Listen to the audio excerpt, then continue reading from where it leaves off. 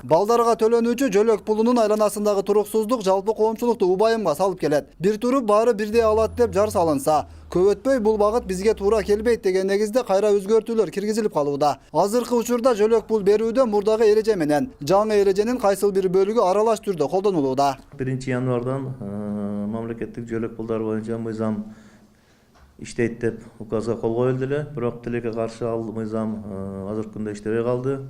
Азыркы маалда 1-апрелге чейин деп туруп кайра эле мурунку эски мыйзамдын негизинде иштеп жатабыз. Кирешенин кепилденген төмөнкү деңгээли ГМД деп коебуз. Ошол 9 сомго чейинки болчу. Бул 9 сомго чейинки аз камсыз болгон үй бүлөлөрдөгү жан башына бөлгөндө 9 сомго жетпеш керек киреше.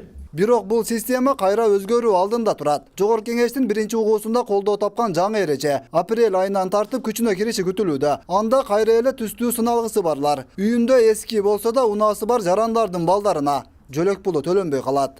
Эми азыркы мыйзамдын долбоорунда ошол эле 9 сомдук ГМДны деңгээлини 1400 сомго чыгаруу боюнча азыр талкуу жүрүп, ошол боюнча мыйзамды өткөрүү боюнча аракеттер болуп атат министрликте. Азыр мындай караганда 9 сомго чейинкиден ашкан үй бүлөлөр, албаган үй бүлөлөр азыркы 1400 дегенде көп үй бүлө азыркы учурда ошол мыйзам өтүп калган болсо жөлөк акча ала турган укугуна ээ болуп калышат. Чиновниктерден дагы сунушту берип, дагы мыйзамды бузуп атышат. Ушуга көз болсоңуздар. Коомчулукта бул жаңы тартипке карата наразычылык күч. Жогорку кеңештин депутаттары да эл менен болгон жолугушуусунда дал ушул көйгөй кабыргасынан коюлууда. Буга караманча каршылыгын билдирген эл өкүлү Айда Касымалиева жаңы мыйзам мурдагы коррупциялашкан тартипти кайра алып келет деп турат. Премьер-министрге да мен абдан наразымын, өкмөткө дагы абдан наразымын. Алардын алып келген мыйзам долбоору такыр жакпайт бизге. 2009 кабыл алынган коррупциялык мыйзамды кайра алып келишти да. Эми биз өзгөртүүлөрдү киргизели десек, жанагы бизде балага жөлөк деген бар эле, аны дагы киргизбей атышат. Мына 1-апрелде өкмөт сунуштаган мыйзам өтөт окшойт. Ал ошол мурдагы эле коррупциялашкан мыйзам, мурдагы эле мал жанын эсептөө, үлүш жерди эсептөө, пенсияны киреше катары эсептөө, майыптыгы боюнча пенсияны дагы киреше катары эсептеп, ошол эле мыйзамды кайра алып келип алышат. Ага сүйүнчү кошулду. Сүйүнчү да жакшы берилбей жатат.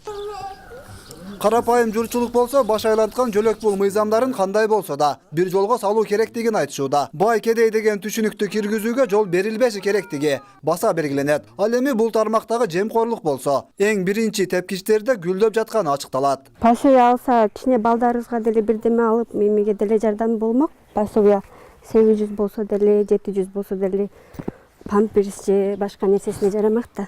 Берсе нормально кылып, эки баладан жогору жагына бериш керек чындыгында.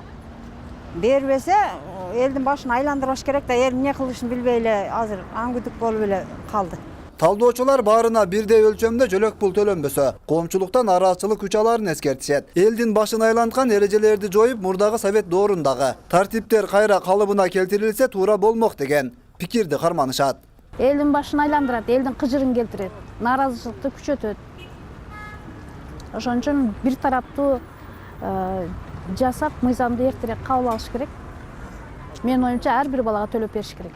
Жөлөк пулдар жөнүндөгү мыйзам долбоору жакынкы күндөрү толук бойдон колдоо таап, апрель айынан баштап күчүнө кириши күтүлүүдө. Бирок коомдук талкуу учурунда үй бүлөнүн кирешесин эсептөөдө, пенсионердин акчасын эсепке албоо сунушу киргизилген. Бирок бул демилге колдоо табабы жокпу? Азырынча белгисиз. Өткүрбек Рахманов, Замирбек Тойчубаев, 7 канал.